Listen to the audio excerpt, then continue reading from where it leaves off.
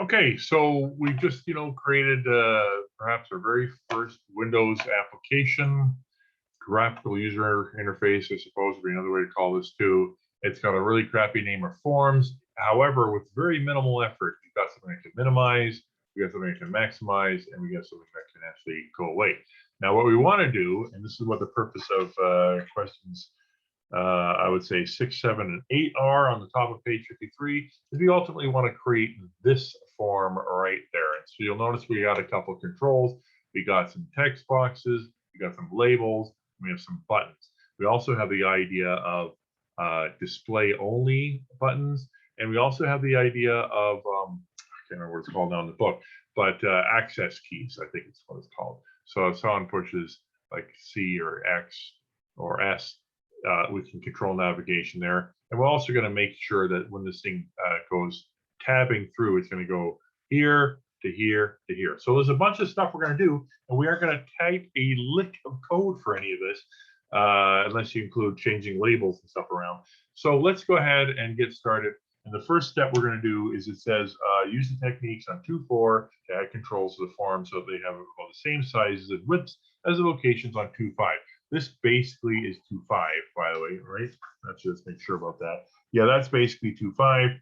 And when it's saying get the stuff, the technique on 2.4, all it's talking about is going to your toolkit. And in your toolkit, this is probably a good time that you might want to pin that in and say what kind of controls there are. The first time you open this, you might actually see nothing in your toolkit. But if you expand common controls, we're about to stick in some common controls. And the first thing we're going to do, just to get it looking close to what this looks like, is we're going to bring in some text boxes. So let's go. We get text box. These are thankfully in alphabetical order. I'm going to plop it like that. That's one text box. We're going to bring the next one, and look what's happening now. Oh, it gives me a hint as to roughly where I should put it. That's awesome. They're also about the same size. That's awesome. We're going to take that. We're going to do this. And there are my fabulous text boxes. Now I want to have some labels. Well, I grab some labels and I'm going to put it here. It's going to line up. There's label 1. There is label 2. There is, I think that was right. Oh, it might not be right. Are you lined up properly? No, you're lined up properly, I think. All right, now I'm going to spend all my day on this. Anyway, forget it. I'm just going to go for broke. Yeah, that's looking pretty gross. But anyway, we'll fix that later. And the other thing we're going to do is we're going to grab some buttons. So I'm going to throw one button right there. I'm going to throw another button right there. And each of these things, by the way, become objects in the system. And I guess we'll talk about that in a minute. Now, let's see. Do I have to do anything else? It's saying make sure they're the same sizes and add controls and forms so they're approximately the same size and locations as 2.5, but don't worry about sizes of labels, just their locations. Sure. I think these are about the same size. If they were not, by the way, you highlight and you go, crap, was it design? No, format, and there's an align, and there's a make same size, and that's kind of how I'll be playing around with this. I would encourage you to play around with that too. By the way, PowerPoint's got the same kind of a technique. Now, by the way, you know what? Let's build this thing. We just added some stuff. We want to make sure it works. It still builds. It's great. Wow.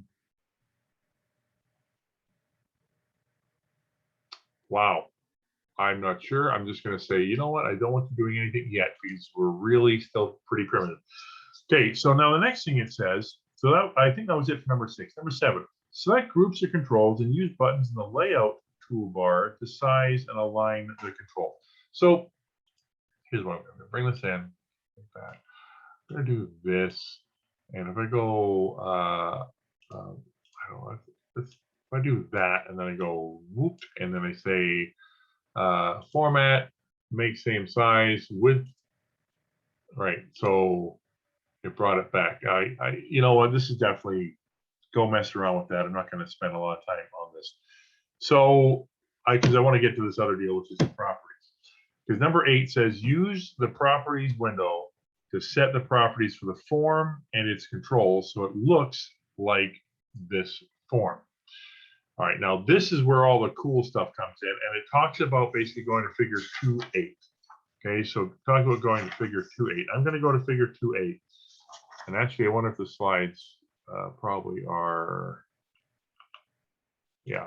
So figure 2.8 are actually are some of these properties, right? And I don't think, yeah, right there. This is basically what figure 2.8 is going to look like. So again,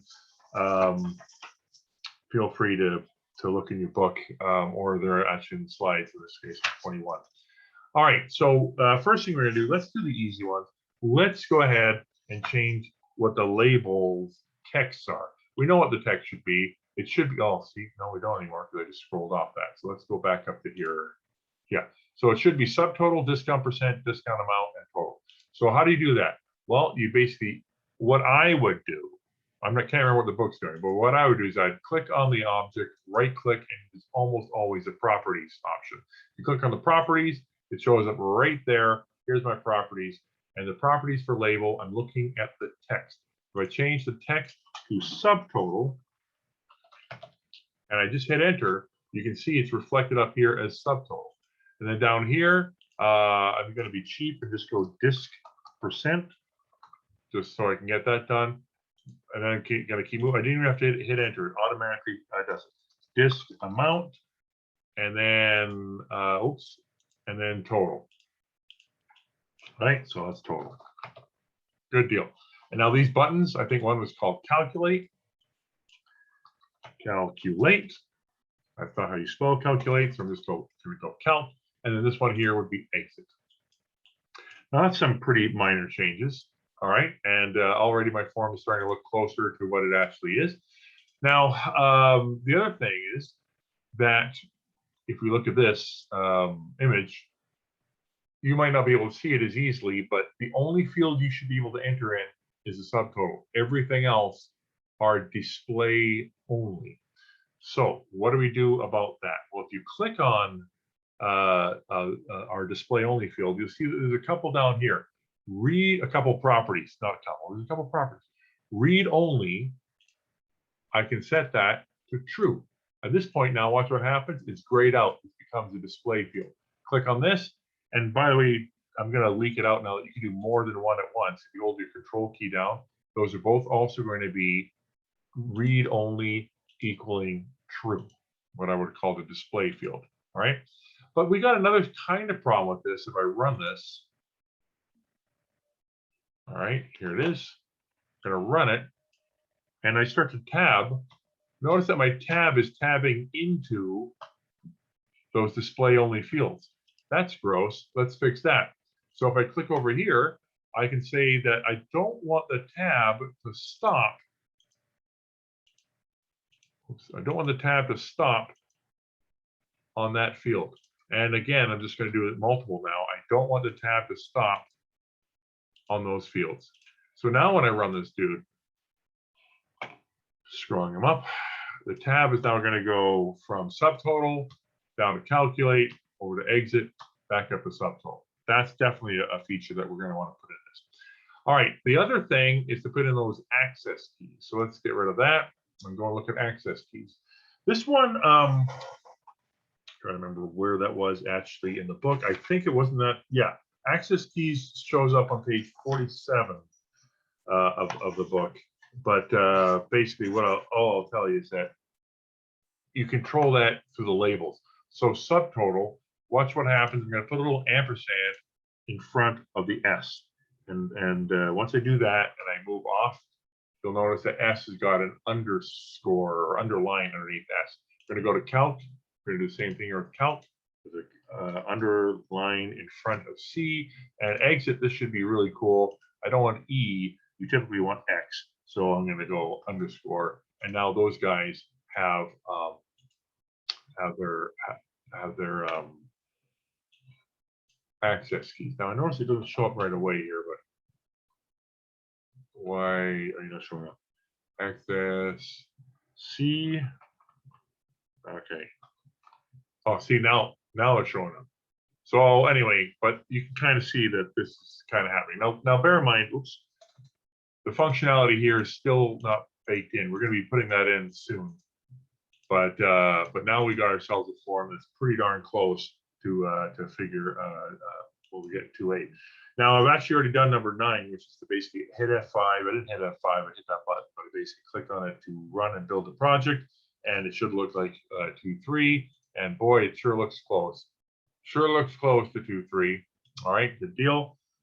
Experiment with the form to see what it can do, and I've kind of done that where I've put a tab through it, watching the focus, right? Here's our focus. When I tab off, now our focus is there, demonstrated by the thicker line. Tab again, thicker line. There's our focus. Notice when I press the Alt key, notice that the underlines appear. So actually, they don't appear until the Alt key. And then first C, then X to indicate which axis keys work with those. All right, good deal. And then it says, if you notice that some of the properties are set incorrectly, click the close button in the upper right-hand corner of the form to close the form, and then make the necessary changes. All right, awesome. I think, you know what, we're short enough here. We can probably move forward now. So let's go to number 12. So number 12, in the Forms Designer, click on the form so that it's selected. So I'm sure by now it should probably be out of it. So let's do that.